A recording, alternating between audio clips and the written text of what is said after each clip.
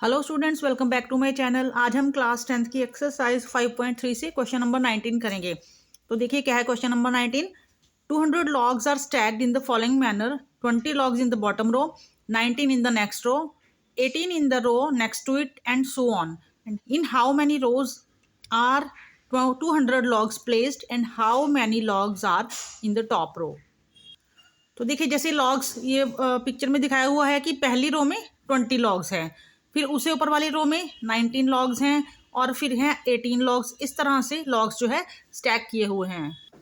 तो देखिए students, total logs हैं, मतलब सम दे रखा है 200 और हमें फाइंड करना है in how many rows are 200 logs stacked, कि कितनी रोज हैं। नंबर ऑफ टर्म्स निकालनी है हमको, n निकालना है, and how many logs are in the top रो।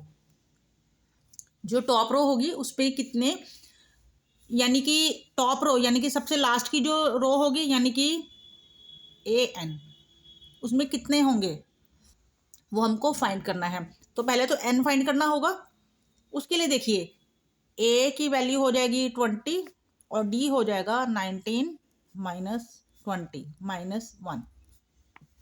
अब SN दे रखा है तो फॉर्मूला लगा देते हैं। SN n/2 into 2a plus n-1 into D. Values put करेंगे तो देखिए सम हमको दिया है 200, n/2 2, a की वैल्यू है 20 प्लस n-1, d की वैल्यू है -1। अब 2 को इधर ले जाते हैं, मल्टीप्लाई कर देते हैं, तो 200 को मल्टीप्लाई करेंगे 2 से इक्वल टू n, इनको मल्टीप्लाई करेंगे 40, ये -1 को इस n-1 से मल्टीप्लाई कर देते हैं। देखिए तो माइनस प्लस यहाँ पर आएगा -n और माइनस माइनस प्लस 400 हो गया ये मल्टीप्लाई करके, इक्वल टू n को अंदर मल्टीप्लाई कर देते हैं तो 40n minus n² plus n।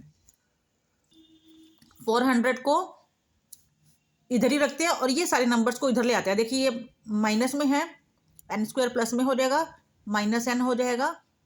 उसके बाद 40 प्लस का है माइनस हो जाएगा और plus 400 equal to 0। n² minus n plus, sorry student, यहाँ पर 40 को हमने n से मल्टीप्लाई किया तो यहाँ पर भी n आएगा। अब यहाँ पर भी हमारा n हो गया। तो देखिए इन दोनों को प्लस करेंगे क्योंकि एक जैसे साइन है, तो हमारे पास आएगा 41n प्लस 400 इक्वल टू 0। तो देखिए इसको दोबारा से लिख देती हूँ, n² minus 41n plus 400 equal to 0। अब हमें 400 के ऐसे हमें बनाने हैं फैक्टर्स जिसको प्लस करने पर 41 आए। तो सिंपल से फैक्टर्स हैं 25 और 16। तो 25n, अब क्योंकि हमने सॉरी यहाँ पर भी माइनस ही आएगा, 16n प्लस 400 इक्वल टू 0। इसमें से कॉमन निकालेंगे तो n कॉमन आएगा, n-25, यहाँ पर 16 कॉमन आएगा तो यहाँ पर आ जाएगा n-25 इक्वल टू 0। तो इसमें से और इसमें से कॉमन निकालेंगे, n-25 कॉमन आ गया और यहाँ पर हमारे पास n बचेगा माइनस यहाँ पर 16 बचेगा। तो n की दो वैल्यूज आएंगी यहाँ पर, n-25 equal to 0, n-16 equal to 0।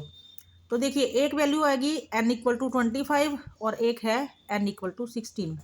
तो अब हमें इसमें से चेक करना होगा कि नंबर ऑफ टर्म्स या तो 25 होगी या तो 16 होगी।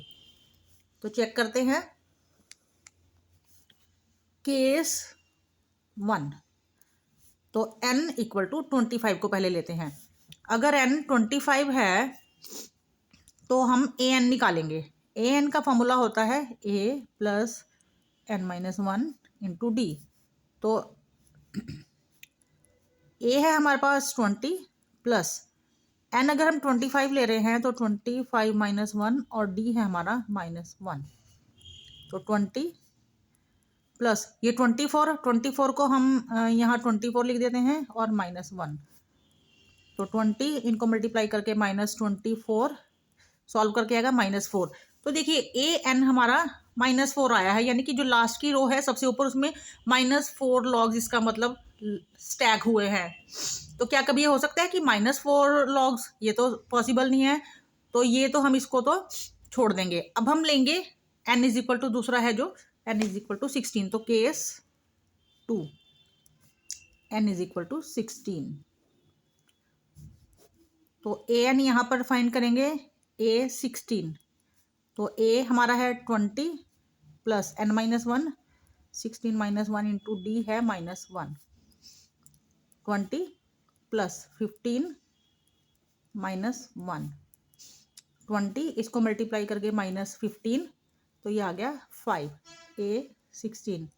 तो इसका मतलब 16 रोज हैं और जो लास्ट की रो है ना 16th रो, उसमें 5 लॉग्स स्टैक हैं। तो यहाँ पर हमारा ये क्वेश्चन स्टूडेंट्स खत्म हो गया। आशा करती हूँ आपको क्वेश्चन अच्छे से समझ में आ रहे हैं। तो वीडियो को लाइक ज़रूर करना और चैनल को सब्सक्राइब ज़रूर करना। मिलेंगे नेक्स्ट वीडियो में, तब तक के लिए बाय।